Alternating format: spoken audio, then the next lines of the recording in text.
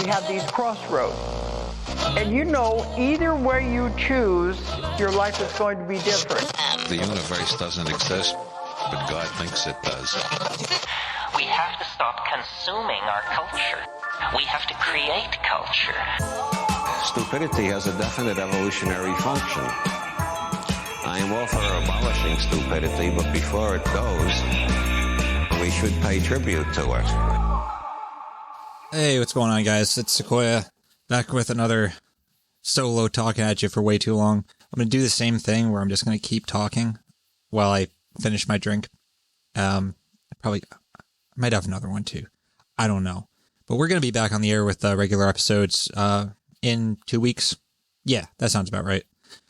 And I cannot wait because, I don't know, I'm losing my mind over here. My mental health is inversely correlated with the amount of dust on my soapbox, you know?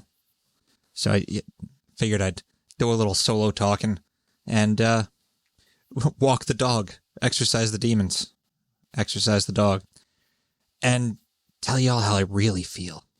And I'm pissed. I don't know. I'm always kind of pissed. I'm not really that pissed. But I'm also like, I don't know how long I can do this because I am extremely tired. And I will explain to y'all why I am so extremely tired by way of reading a text message that I sent to Willow not a couple hours ago. I wrote, I also got very little sleep last night because, well, the last dream I had, I was in a bar with a bunch of friends. I think you were there. It was like daytime for some reason, but someone, I don't know who, got shit-faced and pulled his dick out and started waving it around. Then, out of nowhere, this dude's dad comes through the saloon doors of the bar, grabs his drunk dick-waving son by the scruff of his neck, and drags him outside. Everyone in the bar is in stunned silence, and someone asks, "What the hell was that?" And someone else replies, deadpan, "Guess his dad just always knows where his dick is." And someone else deadpans, "Wow, that's the worst superpower I've ever heard of." And then I woke up way too early, laughing like that was the funniest joke I had ever heard. Fucking crying laughing out of a dead sleep because I'm an idiot. 6 a.m. Jesus fucking Christ. So, yeah, that's my day. It's going well. How are you guys? How do you like them UFOs? Let's talk about UFOs. I fucking hate UFOs. I'm so pissed. God damn it. What the fuck can you even say about the UFO thing? And I'm not calling it the goddamn UAP thing. It's just ridiculous. That's ridiculous. I'm sorry. There's a lot of ridiculous shit in the world, especially now. That's not the good kind of ridiculous. I watched the fucking thing, the hearing, a couple weeks ago or whatever. And I gotta say, the reactions from everybody in the world surprised the fuck out of me, except for like the UFO bros. I knew exactly how they were going to react. But like, that was insane. And not because they told us there were aliens. They didn't. It was insane just simply that it fucking happened.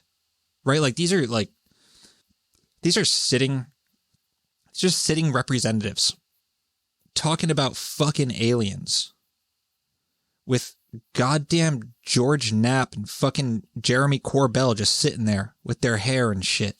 Just right there. Talking about non-human fucking biologics. And like fucking giant red cubes floating all around. The sides are as big as football fields. This is our government. This is sitting representatives of the United States of America. That's fucking absurd. And like, I don't know. I feel like that statement could come across wrong. Oh, aliens are stupid. I do think aliens are stupid. I think it's really stupid. That's a different conversation. No, it's simply ridiculous. And like, there's this document that got passed around Reddit afterwards. This is allegedly a 177-page debrief that was given to Congress, given to the Congressional Accountability Office. This is according to Michael Schellenberger. I don't know who the fuck he is. He's some journalist asshole. But this was apparently like a document that Representative Tim Burchett, I think that's his name, was like allegedly telling people to refer to, or like refer to it as, you know, light reading and shit. This fucking document, dude. The fact that, so it's, what it is, Jesus Christ, I have to just keep talking. I'm not going to edit this because I'm like pretending I'm on the radio. I just have to fucking keep saying things. What this document is a timeline of all UFO incidents related to the government, 1947 to now. In a little bite-sized, easy-to-digest form, I'll pick a random one. This is 1955, public domain. Mrs. G, working in the Foreign Materials Division at Wright-Patterson Air Force Base in the 1940s and 1950s, developed cancer, and before her death, claimed in 1955 she was assigned to catalog all incoming UAP material, approximately 1,000 items, including items from the interior of a recovered UAP brought to the base. All items were photographed and tagged. Mrs. G also witnessed the transfer of 2 dead humanoids, 4 to 5 feet tall, larger heads, and slanted eyes. Source, Retrievals of the Third Kind, presented at MUFON, 1978, Leon Stringfield, page 19. And it's all shit like that. It's all public domain stuff. And this was allegedly compiled by an anonymous individual, but there was insinuations of it being vouched for. This is also like reported on some website that popped up a week or so before the hearing called UAPmax.com. Here's a huge... I hope this is not real. I really hope that this was not handed out and taken seriously by representatives of the United States of America. Why? Because we have a lot of nuclear weapons, and I don't want people who would take this seriously having anything to do with that, or anything else for that matter. I don't want them having anything to do with the economy, for Christ's sakes. Because, apart from sources like Retrievals of the Third Kind presented at MUFON 1978 by Leon Stringfield, page 19, there's also sources like Bibliotheca Pleiades and fucking YouTube and Wikipedia and like fucking... Yeah, here we go. Yeah, the 3 sources. Bibliotheca Pleiades for documents provided by former Douglas aircraft engineer William Tompkins suggest Douglas was studying unconventional propulsion systems based in part on a collection of UAP materials in the open source. Tompkins claims he worked in a secret Douglas think tank called Advanced Designs, tasked with helping the U.S. Navy develop a secret space fleet using anti-gravity technology. Tompkins claims he was helped by Nordic UAP occupants, they're called fucking aliens for Christ's sakes, while the USAF and RAND Corporation were working together with reptilian UAP occupants to create a competing secret space fleet. Tompkins also claims before the end of World War II, Nazi Germany had... I should do my history channel. Tompkins also claims before the end of World War II, Nazi Germany had aligned itself with reptilian UAP occupants, and a secret Navy project out of Naval Air Station San Diego attempted to learn about secret Nazi anti-gravity programs. Tompkins provides no evidence for these claims, but he does provide evidence he worked at Douglas and Naval Air Station in San Diego. The evidence fucking being 3 links for Bibliotheca Pleiades with a note underneath... Note, Tompkins claims former Navy Secretary James Forrestal was aware of the Navy espionage program on Nazi anti-gravity programs, which he alleges led him to establish the Order of Research and Inventions. In May 1945, source, Bibliotheca Pleiades. Fuck yeah. Fuck yeah. Love it. Going on to talk about former Douglas engineer William Tompkins. Next source is Amazon.com/selected extraterrestrial secret think tank secretary's ebook /DP/BO11K2N38U. That's not a fucking source. That's not a fucking source that you put in a fucking... briefing document given to sitting U.S. representatives. And I really hope I'm just being taken for a ride on this, and that this wasn't actually the document handed out and some UAP max asshole fucking made it up or something. Not because, like, I don't know if that shit's true. I have no idea. Because it's not a real source. There's, like, this shit's cited, but that's not a real fucking source. Amazon, like, a link to buy a fucking book? Fuck you. Give me just cite it like you would a research paper. Have some goddamn professionalism. Like, at least some of them link to, like, CIA.gov, but, like, holy shit.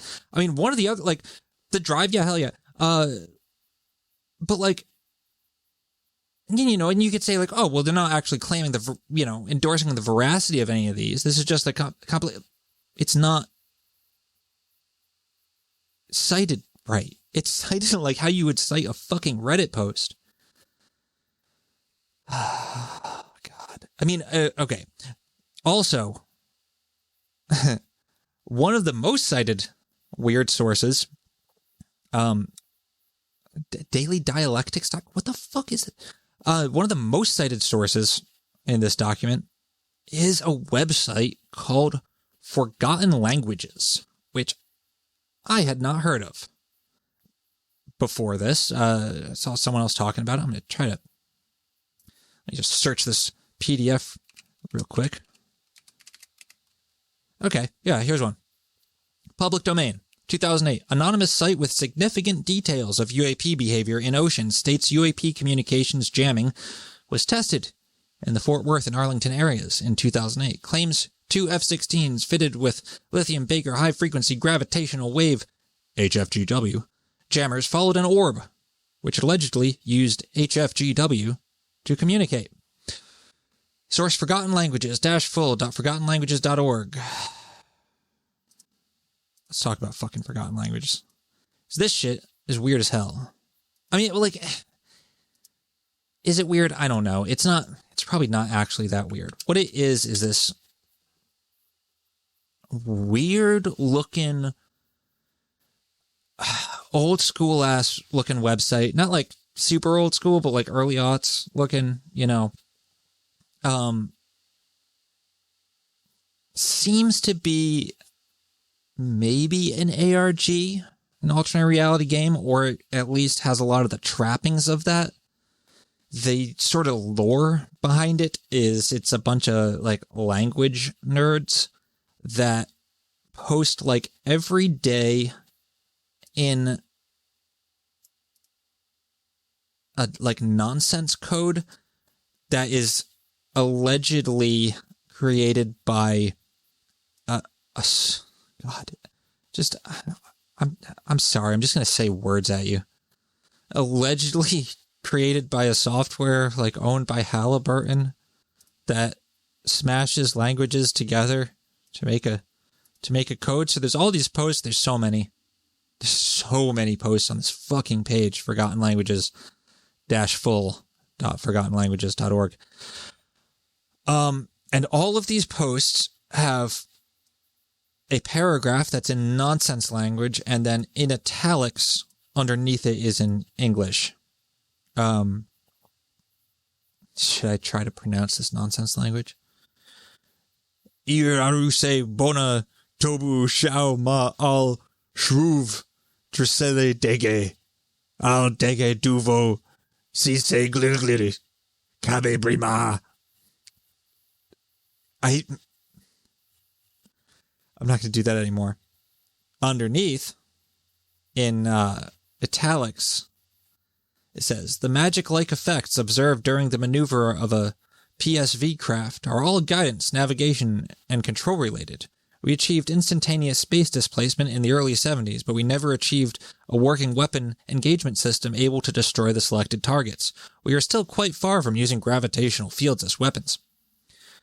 Ka HFGW Haru Afo Ka Dregel Akte Dargol Kate Ir Kutakt Af 100 kilohertz Abba Shishlis Das GW. So like these italics, like English shit is not a decoding of this stuff. It's just like italics. It's to give you an anchor, because this is meant to be like this nonsense language is meant to be like puzzled out and stuff. But I'll just keep reading the italicized English. There seems to be very little offered for the success of gravitational control weapons. If you can destroy a multi-billion-dollar mill orb with just an FGM-148 Javelin man-portable missile, the entire thing is worthless. In my view, we should proceed with the technology transfer to the civilian sector, giving them the means to build MHD airplanes and space vehicles. For us, gravity propulsion is just another tool in our toolbox, but is neither the ultimate weapon nor the ultimate defense system. Then it goes on in nonsense for a while.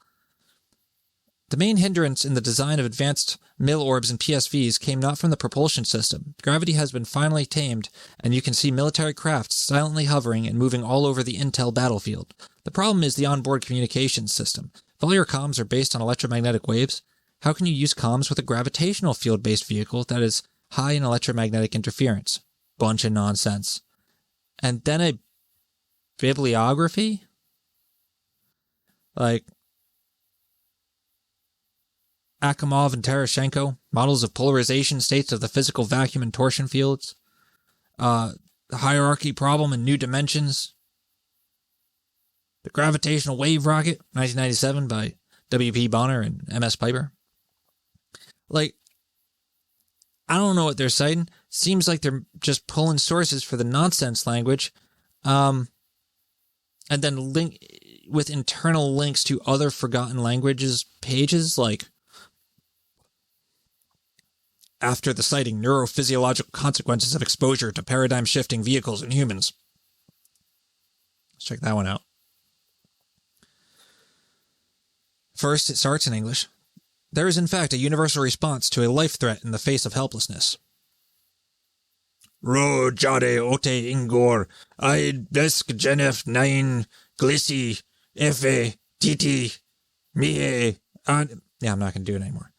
In the event of a great arousal and threat, only one trial may be necessary for a conditioned response to be established. More nonsense? Although freeze immobility states in mammals may be useful for short-term survival, prolongation or repeated activation of that state clearly has serious implications for health and long-term survival.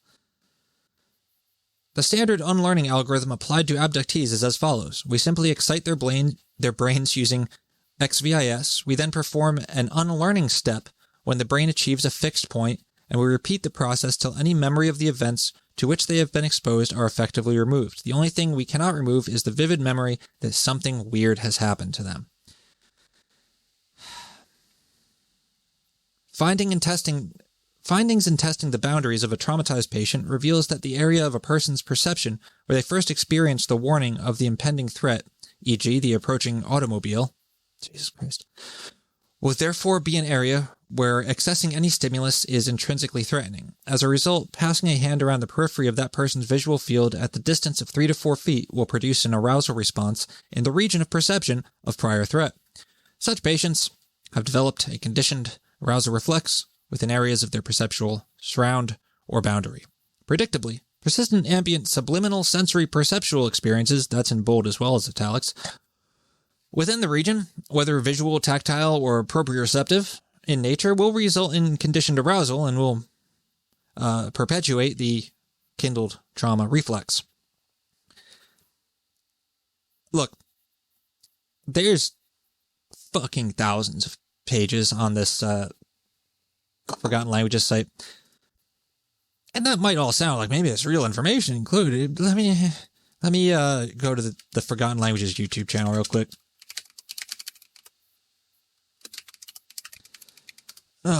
So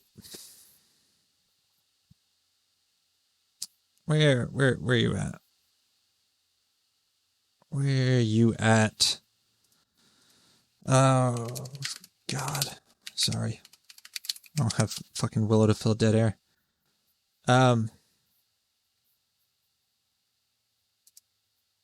Yeah. So there's a YouTube channel associated with Forgotten Languages. And what it is a whole bunch of music videos that's all like bad late 90s kind of goth techno, but like in Technicolor with like poorly shot nature films, oversaturated, and like it's a fucking ARG or something. It's not real. Like this is a fucking art project, right? Like this is a fucking art project. But let's just pick one. Let's try Sinvolution by Fruits of Jezebel.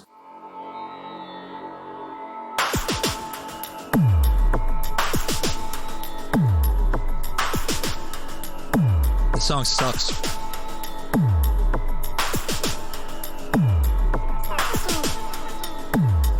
This is a weird pattern thing. It looks like a snowfield put through a kaleidoscope.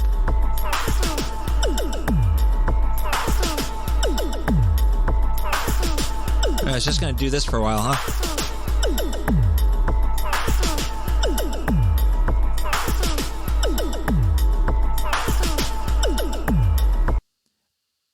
I used to date an artist in Providence, Rhode Island. We'd go to like gallery shows and shit, and that was like my first like experience or introduction to like the world of conceptual art and shit.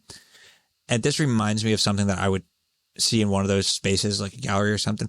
And to be honest, it was sick. I loved it because there was like free wine and shit. And it was just like, I don't know, it's cool when you're not used to that, like to like art. Like even if it's not something you'd appreciate, you'd be like, all right, this is an interesting space. I like being in this space. I like existing in this space. I'm not gonna fucking watch it on YouTube though. Let's check out Omega Tantris by Dark Alert from ForgottenLanguages.org.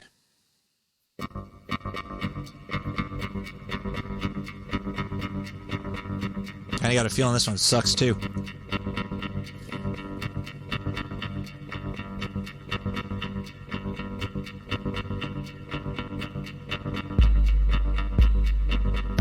Yep. Recorded at Club Quilox. Q-U-I-L-O-X. Okay. Hold on. See, I'm falling for the fucking trap now.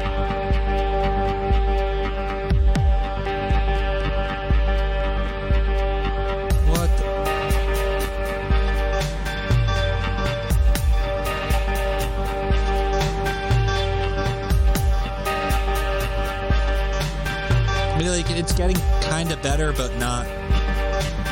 Let's skip ahead. It's okay. It's just doing that. Anyway, I googled Club Quilox, where luxury is the lifestyle. Quilox nightclub with bar, located on Victoria Island, transforms Nigeria's elite nightlife with its impeccable design and finishing, complemented with stunning and first-of-its-kind decor and lighting, world-class customer service and hospitality, renowned DJs, and an over-the-roof sound system. Oh, my page blocked. Yeah, it was trying to give me a virus. Apparently, Club Quilox is I can't go to the website because it's trying to fuck up my computer. Apparently Club Quilox is a fucking club in Lagos, Nigeria. Let's check out their Instagram. What do we got? I mean, it seems like a legit club. Maybe that was a real, 547,000 followers. Okay. Actually, okay, this place, like, it looks sick. I would go. Always kind of wanted to go to Lagos. This place actually doesn't look sick. Fuck this. This looks like it sucks. This definitely sucks.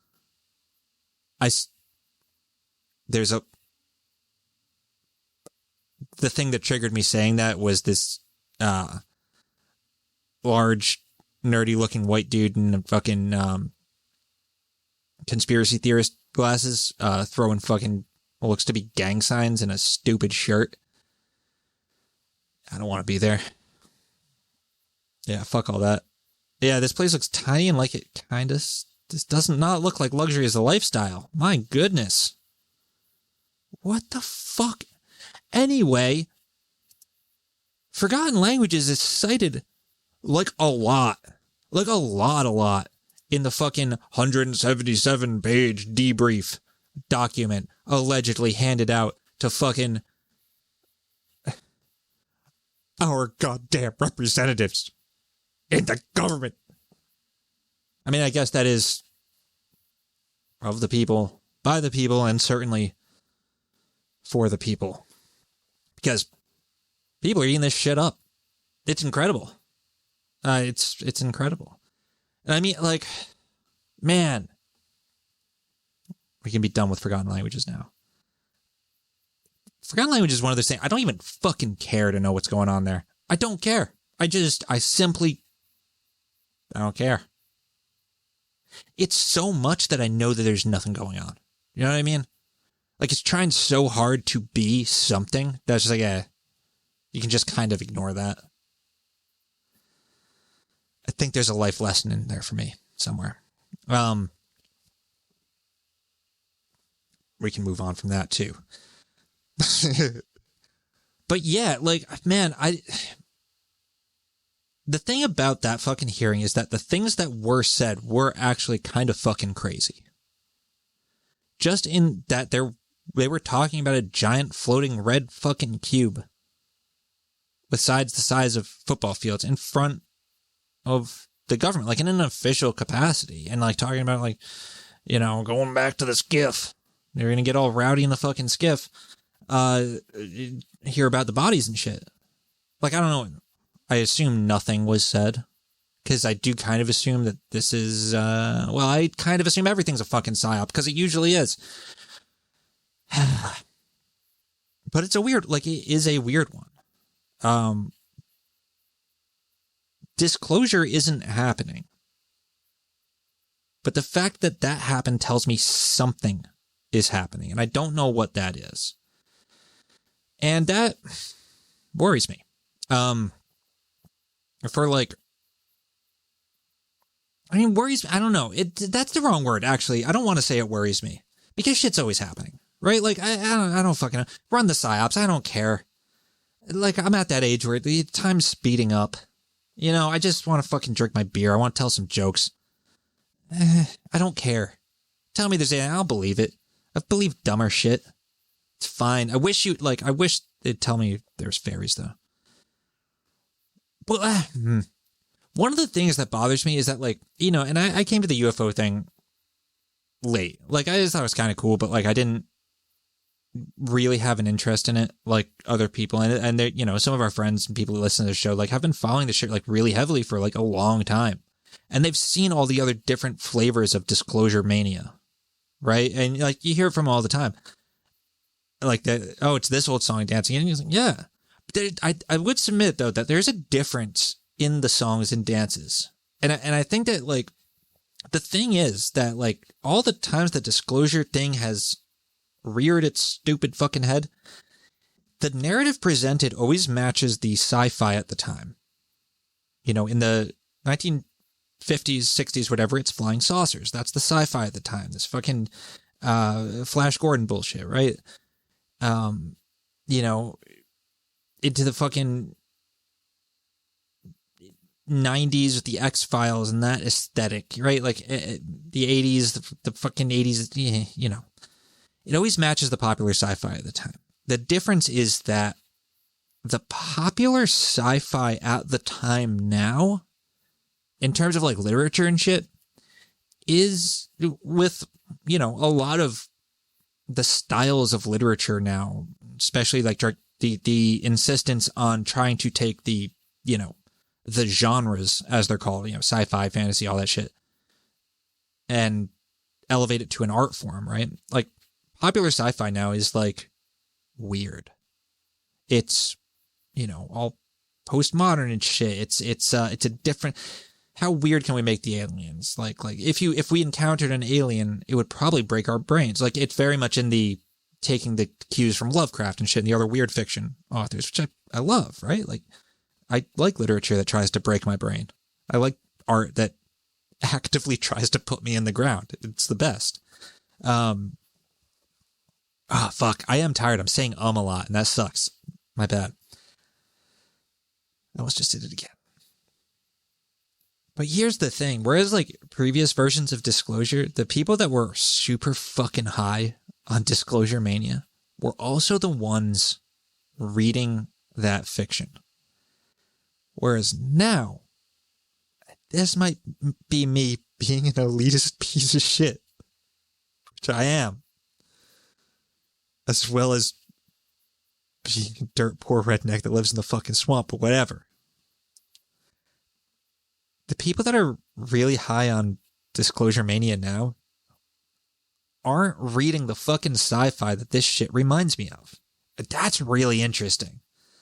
I don't know if that's... I don't want to even say by design or whatever. I don't know. Or by happenstance, or if it is that, you know, feedback system between the other and human consciousness. I don't know. I'm just saying words again. But it's just, it's curious to me. I don't know. So like the thing and maybe this is just because it's like what I've read the most about, or maybe it's because it's what really grabbed me. But I really feel like the whole goddamn key to what even this is about, what the whole UFO American high strangeness thing is, whether it be a giant fucking psyop, which is an overused term. I overuse it. I love overusing it. It's fun to say with your mouth. Whatever. Whether it's a giant psyop, whether it's an emergent clusterfuck by people coming from people that don't know what the hell they're doing and are confused by things they read, which is probably more likely. I think the key to understanding it is probably what the fuck happened at SRI in the early 1970s. Like, I think that's it. Because you've, like,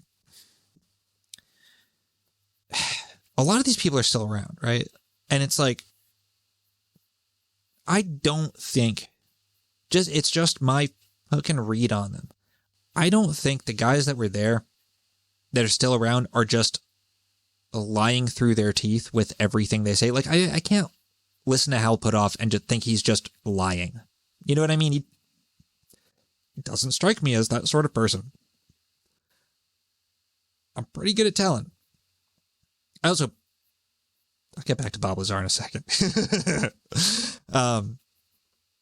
But it's kind of clear to me, and I mean, you know, like in our Patreon Discord, we have been doing a long running, doing that thing again where I'm just assuming people know what the fuck I'm talking about. Go look through our back catalog, figure it out yourself. I'm just going to keep talking. I have to. We've been doing remote viewing experiments in our patron Discord, and we've been trying to remote view the stock market. And if we were betting real money, we would have lost it. However, it's extremely clear, at least to me, and I can't speak for anyone else, but it's extremely clear that there's something very, very strange that happens with remote viewing, with psychic phenomena in general, with the shit that they were looking at SRI. There's truly, like, there's a weird thing that happens, and like, I'm not going to say it's psychic powers. The only thing I'm going to say for sure is there's a weird thing that happens with regards to the practice of remote viewing. And I have to imagine other psi shit.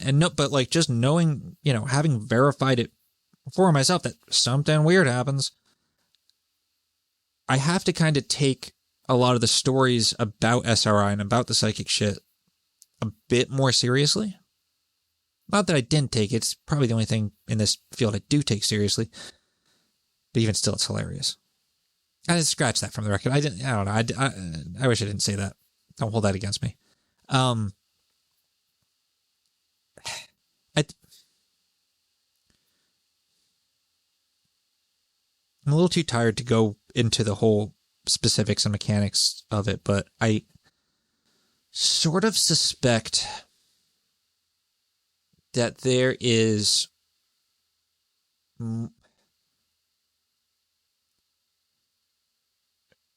that there is a other side to reality, to the world, and that other side could probably be thought of as the to use the now outdated terms, like that could be thought of as the right brain side of the world, the other side to our left brain side of the world, the left brain being the world of measurements, of mathematics, of objects, and all that, and the right brain world being the world of kind of undifferentiated potential, chaos, the goblin universe, as it were. I think that there's, and this gets into that fucking, philosophy shit, like operative philosophy, where, I don't know, Willow's was working on I think she still is working on an episode about the brain disorders where you think your wife's a chair or a hat or something like that. Capgras delusion, that's the one. And we were talking about that, and like apparently you can think your way into becoming a vegetable. Like if you go down the wrong fucking path, or like think your way into like developing Capgras delusion and shit. Like it's not like it can happen because you start thinking wrong. And I'm sorry if I fucked that up, but like there's something to the things we think. There's something to the imagination. And I don't know if there's necessarily a like non-spatial mechanism there. Maybe it's atemporal and it's just like something encoded in our, maybe the collective unconscious is like encoded in our fucking genes. I don't know. There seems to be something a bit more fucking real, more present and objective about the thing that we call the imagination or the dream world, which could also be probably called fairy world or the goblin universe.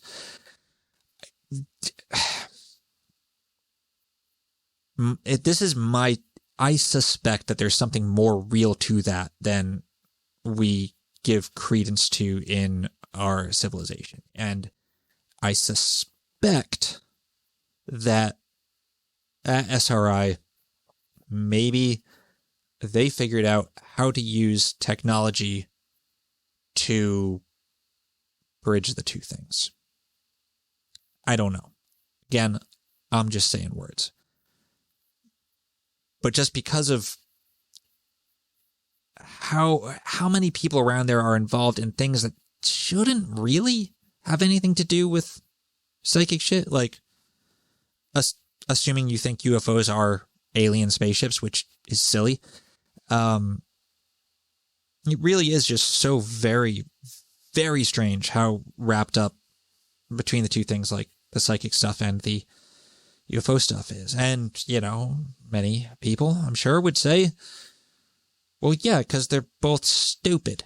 Because they're both illogical, non-rational beliefs. I mean, it is non-rational, but there's nothing to suggest that the non-rational can't be real. There's nothing to suggest that the world is, in fact, rational. Or perhaps rationality is simply a useful fiction that breaks down at a certain level. But that's all whatever. Anyway, you know what else I've been getting a kick out of? Uri Geller. I fucking love that man. I love him so goddamn much. He's such an idiot and I love him forever. He has just been feeling his oats on Twitter, man. It's incredible. He's been playing with Midjourney, generating AI imagery and shit. He's been like posting pictures of himself with like surrounded by Pokemon, like bad Midjourney drawn Pikachus. Not even the Pokemon that he fucking sued over. Kadabra. Not even that one. Just Pikachu. Which is hilarious. He also posted a fucking... Oh my god, Uri. Jesus Christ. Oh, I gotta fucking... I'm not signed in on my goddamn computer because...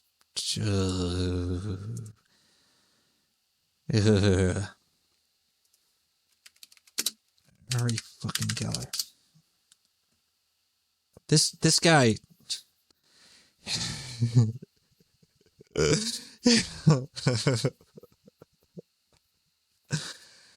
This man posted a picture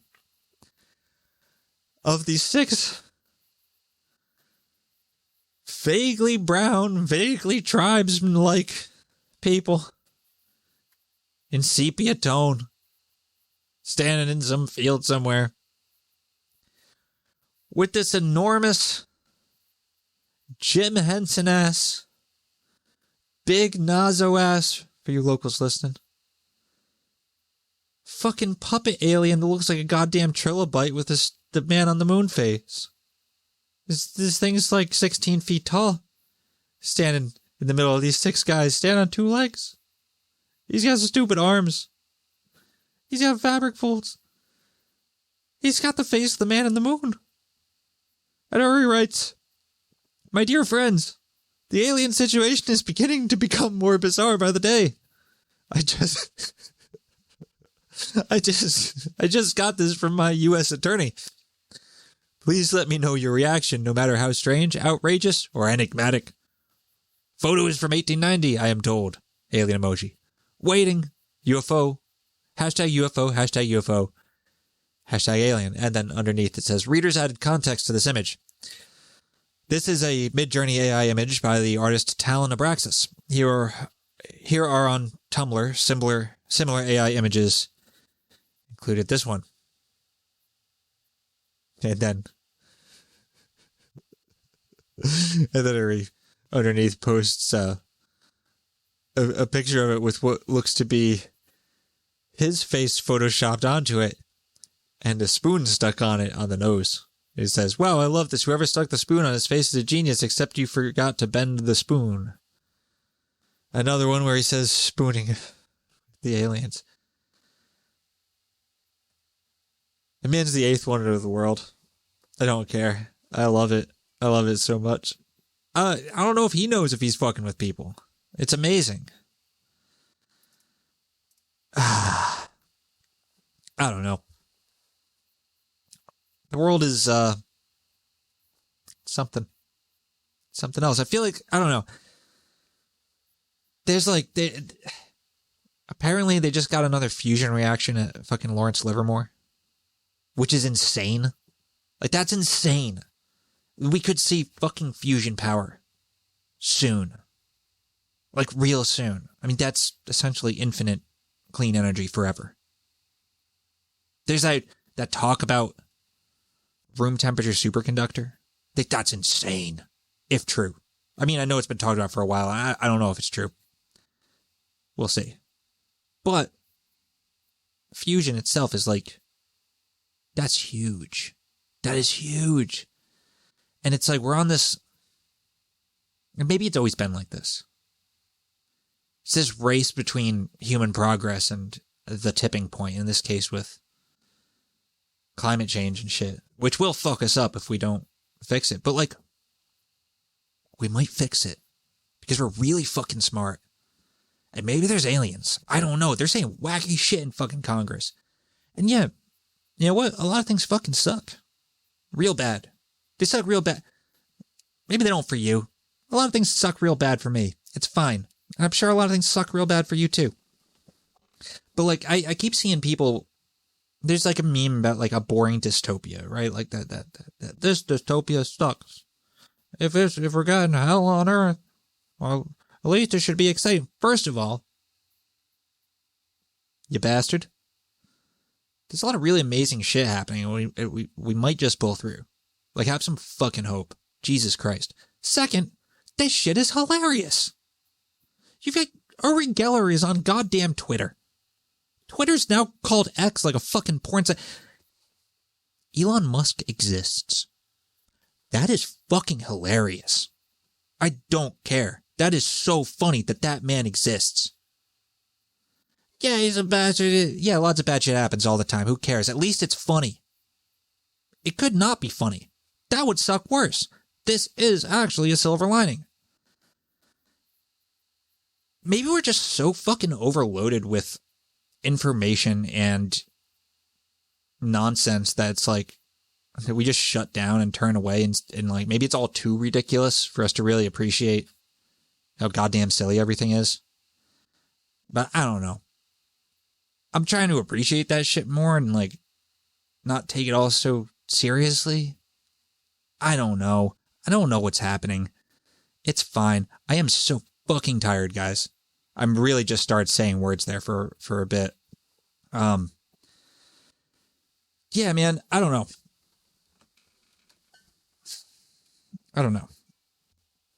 I feel like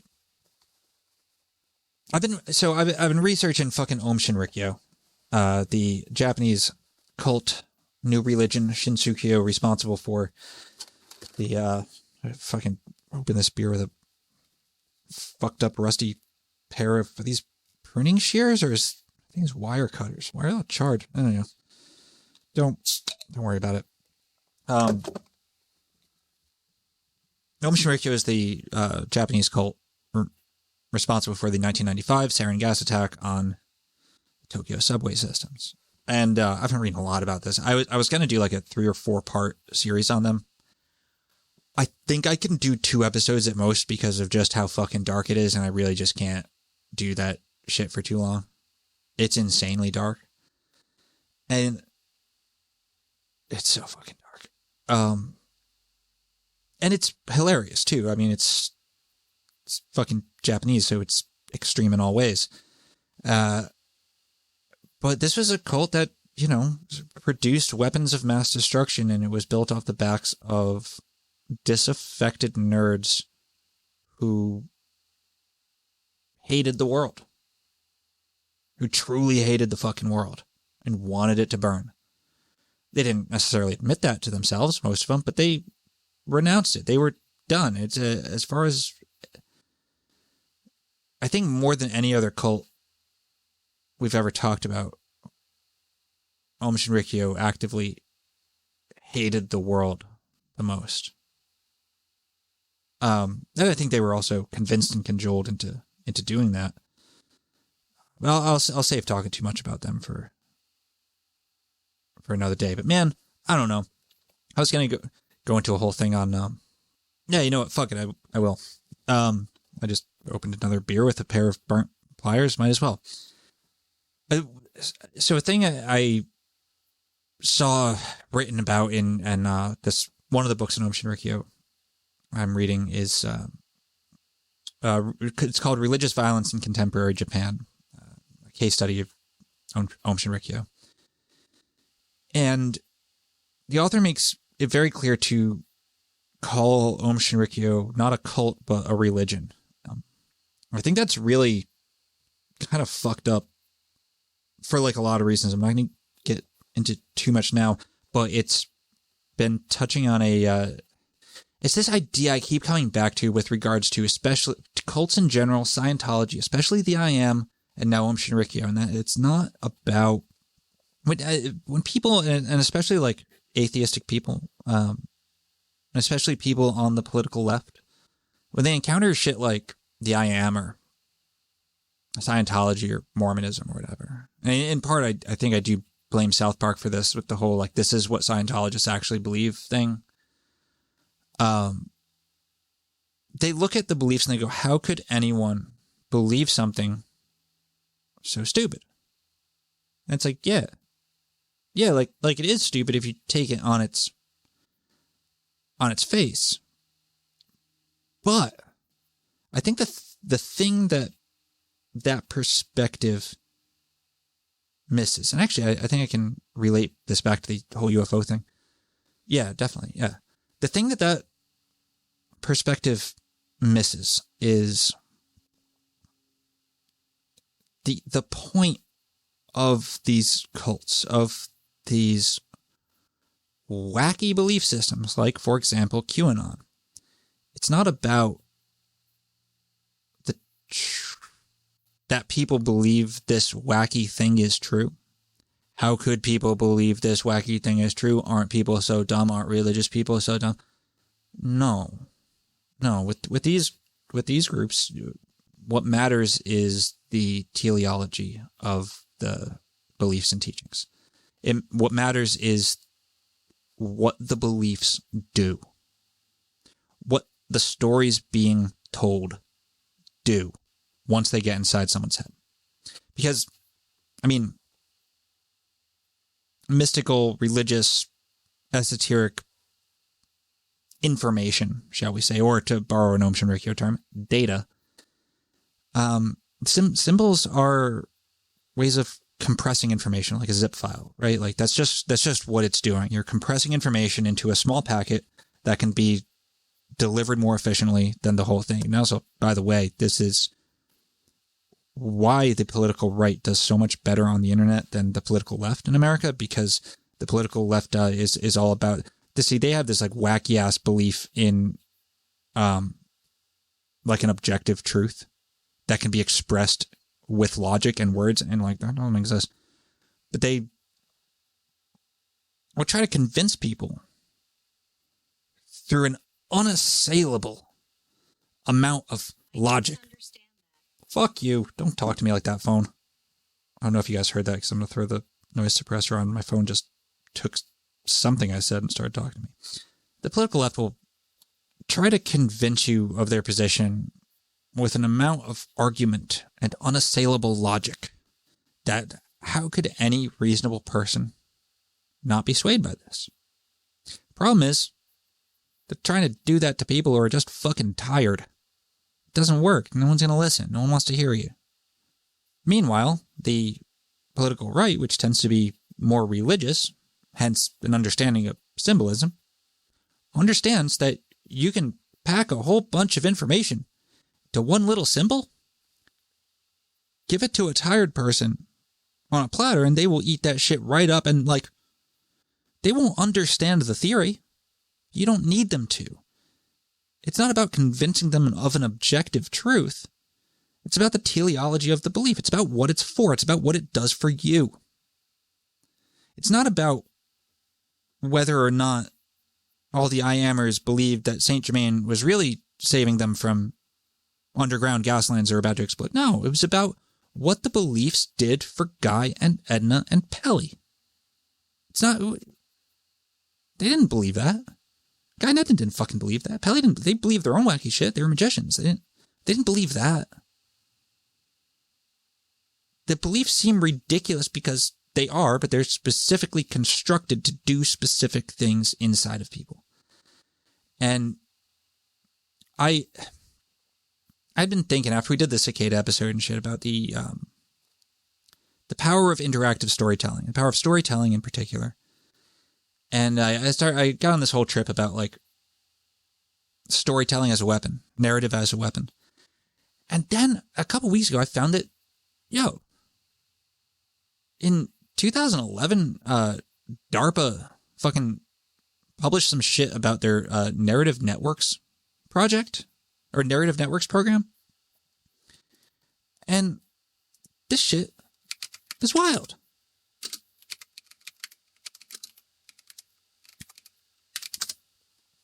And like, DARPA.mil. Where are we on? Nope, that's... Sorry. Jesus Christ. Well, anyway, I can't find the actual site. And DARPA had this project called Narrative Networks. And what this is, damn it, I'm just like clicking like random ass things. So, called the Narrative Networks Project, DARPA has released a solicitation for research proposals by those that have both the know-how and the technology to implement such a program. Such a program being the semi-secret agency charged with coming up with new and cool ways to protect the citizens of the United States from foreign bad guys wants to hire someone to figure out how vulnerable some people are to narratives, oral stories, speeches, propaganda, books, etc. that cause people to think, and then supplant such messages with better messages to head off the path that for such people might lead them to becoming a terrorist. Yeah, this was definitely written in 2011. the first part would analyze what happens to people when they see or hear a message. It's thought that certain messages or images actually cause a change in the brain to accommodate the new ideas. The second part of the study, quite naturally, would involve developing a means for taking advantage of what is learned in the first part. Or in other words, to come up with a way to find out who is vulnerable to messaging and then to blast them with a message that would overwrite any undesirable brain changes that occurred as a result of that person being subjected to, quote-unquote, bad messages, so that they would behave themselves. Then it goes on to say, well, like at first it's as scary as all get out, but it's actually not really, blah, blah, blah. Yeah, it's research into storytelling. Like, and as I think I've said in the last solo episode I did, it's the oldest and most powerful human technology. And when we get it's too much to go into now, but when I see the UFO hearing and shit, and they see a motherfucker like Hal Puthoff, who I just get good vibes. Oh, I said I was going to talk about Bob Lazar. I will in a second. I don't get bad vibes from Hal Puthoff. I don't get bad vibes from a lot of those people. I get government vibes. I get true believer vibes, true believers in the United States. Utilitarian vibes, perhaps. And I have to wonder, if they were planning on lying about aliens. I feel like there would be a reason. And perhaps a morally justifiable reason on a certain level to, say, prevent nuclear war, pull a fucking Ronnie Reagan on him or an Ozymandias, Maybe the UFO thing is about the teleology of the narrative, what it's used for, what its purpose is. Maybe it's to avert fucking nuclear catastrophe. Maybe it's because the Russians have a bigger story gun than we do. I don't know. I don't know if I made any fucking point at all in this whole goddamn shit show of a solo episode, but whatever. You get what you pay for. Bob Lazar. I think that dude definitely believes he worked on a UFO. I don't think he did. I think he was enough of a fucking narcissist that, he believed them when they told him he was going to go work at Area 51, and what they showed him was just paper mache, smoking fucking mirrors, some Darren Brown-ass mentalism and shit. It's cheap. It's effective. Yeah, I think he believes everything he says about working at Area 51, but I think he was psyoped. I think he was they did a magic trick on him, is my opinion on Bob Lazar. And there's not really anything else to say about his ass. Yeah. All right, guys. That is literally all I have in me. Yeah, we'll be back with regular episodes in 2 weeks. I don't know what I'm going to throw up next week. Maybe something, maybe nothing. We will see. Yeah, take care of yourselves. Be well. And, yeah, catch you on the flip side. Peace.